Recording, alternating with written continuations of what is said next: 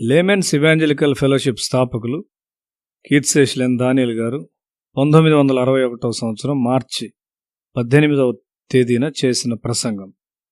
యెషయా గ్రంథము 65వ అధ్యాయము 2వ వచనం. తమ ఆలోచనలను అనుసరించి చెడు మార్గము నడుచుకొనుచు లోబడనొల్లని ప్రజల వైపు దినమంతయు నా చేతులు చాపుచున్నాను. మానవ స్వభావం యొక్క మొండితనాన్ని గూర్చి దేవుడు మాట్లాడుతూ ఉన్నాడు. దేవుని పరిపూర్ణమైన మంచితనమును గూర్చిన స్వభావాన్ని ఎడతెగకుండా పరలోకము స్తుతిస్తూ ఉండగా, మనిషి దేవుని నిందిస్తూ ఆయనకు వ్యతిరేకంగా సణుగుతూ ఉన్నాడు. 80 సంవత్సరాల వయసులో నీ తండ్రి రొమ్మున నీ తల మోపుటకు అతడు సజీవుడై ఉండినేడల, నీవు నీ గత జీవితాన్ని గూర్చి ఊహిస్తూ నీ జీవితంలో ప్రతి భాగంలో ఆయన ప్రేమతో కూడిన జాగ్రత్త మరియు జ్ఞానంతో నడిపించుటను నీవు జ్ఞాపకం చేసుకున్నప్పుడు నీవెంతో సంతోషంగా ఉంటావు. ఎల్లప్పుడూ నీకు మంచి చేయుట మరియు శ్రేష్టమైనది చేయుట నీ తండ్రి లక్ష్యమై ఉన్నది. అప్పుడు నీవు అతన్ని అవగాహన చేసుకొనలేదు, అయితే ఇప్పుడు దాన్ని గ్రహిస్తావు. దేవుడు దానికంటే అనేక రెట్లు ఎక్కువైనవాడు. మనము దేవుణ్ణి అభినందించలేకపోతూ ఉన్నాము. దేవుడు దినమంతా ఆయన చేతులు మన వైపు చాచి ఉన్నాడు. మనకు మంచి చేయుటకు ఆయన ఎల్లప్పుడూ మనలను వెతుకుచూ ఉన్నాడు. ఆయన బోధ మరియు నడిపింపు మనము స్వీకరించదగిన వాటిలో శ్రేష్టమైనవి. చీకటి రాజ్యములో ఏ సమయంలోనైనా ఏదో ఒక దుష్టత్వం మనపై దాడి చేసి మనలను స్వాధీనపరచుకొనవచ్చు. దేవుని మార్గంలో నడుచుటకు మనం వ్యతిరేకించి మన స్వంత మార్గంలో నడిచినప్పుడు మనకు జరిగిన దాని కొరకు దేవుణ్ణి మనం నిందించకూడదు. మనము దేవుని చిత్తమును అడిగి దానిలో నడవాలి. దేవుని చిత్తాన్ని విడిచిపెట్టి వారి స్వంత చిత్తాన్ని ఎన్నుకొనిన వారిని నేను కనిపెట్టాను. చివరిగా వారు దేవుని వెంబడించట నుండి వెనుకకు వెళ్ళిపోయారు. దేవుడు ఒక నిత్యుడైన దేవుడు. ఆయన లక్ష్యాలన్నీ నిత్యమైనవి. దేవుని యొక్క ప్రతి దీవెనలో నిత్యత్వం ఉన్నది. దేవుడు నిత్యమైన ఆనందాన్ని, జయాన్ని నీకిస్తాడు. ఆయన చిత్తములో నీ ప్రయాస నిత్యమైన ఫలితాలకు నడిపిస్తుంది.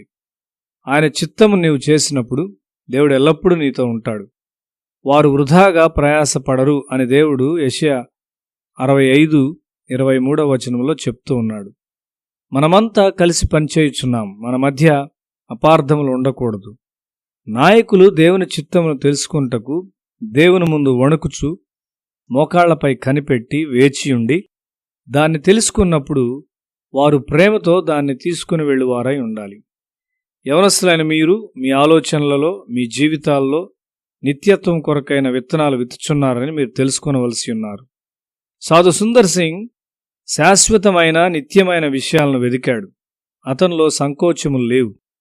నీ యవన కాలంలో దేవుని వెంబడించుటకైన తీర్మానంలో సంకోచించుట లేనట్లయితే నీవు నివసిస్తున్న ప్రాంతంలో ఒక దినాన నీవు ప్రవక్తగా ఉంటావు. నీవు క్రీస్తులో నాటబడ్డావు. నీ అవగాహన పరిమితముగా ఉండవచ్చు, అయితే ఆ హద్దు ఉన్నప్పటికీ నీ జీవితం ఒక దీవెనగా ఉంటుంది. దేవునికి ఇష్టమైన విషయాలను మాత్రమే నీవు ఎన్నుకుంటావు. దేవుడు చాచిన చేతులతో ఆయన లక్ష్యాల్లోనికి నిన్ను పిలుస్తున్నాడు. నా లక్ష్యాలు నిత్యమైనవి, నేను నిన్ను కట్టెదను, నిన్ను క్రింద పడద్రోయను అని ఆయన చెప్తూ ఉన్నాడు.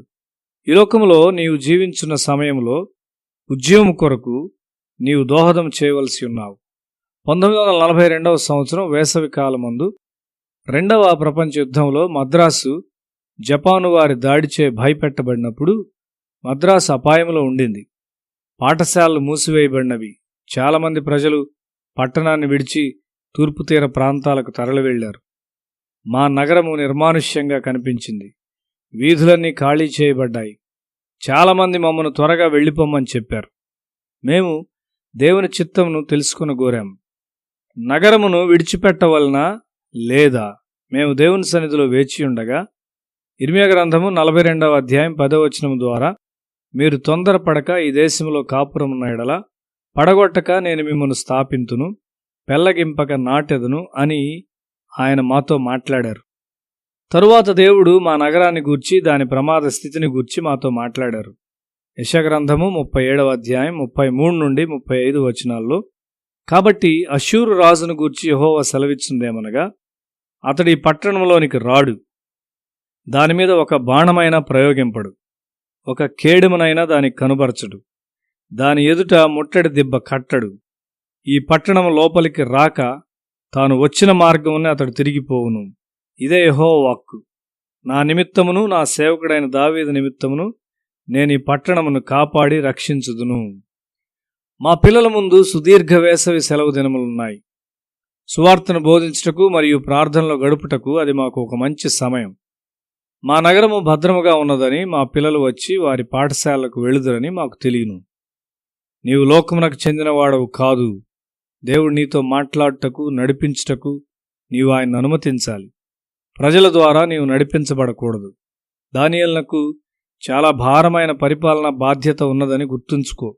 అయితే అతడు మోకాళ్ల మీద పోరాడి ఇశ్రాయేలు బానిసత్వాన్ని మార్చివేశాడు. తన జనాంగము యెరూషలేమునకు మరలా తిరిగి వచ్చింది. వారి మధ్య ఎలాంటి ఉద్యమం వచ్చింది?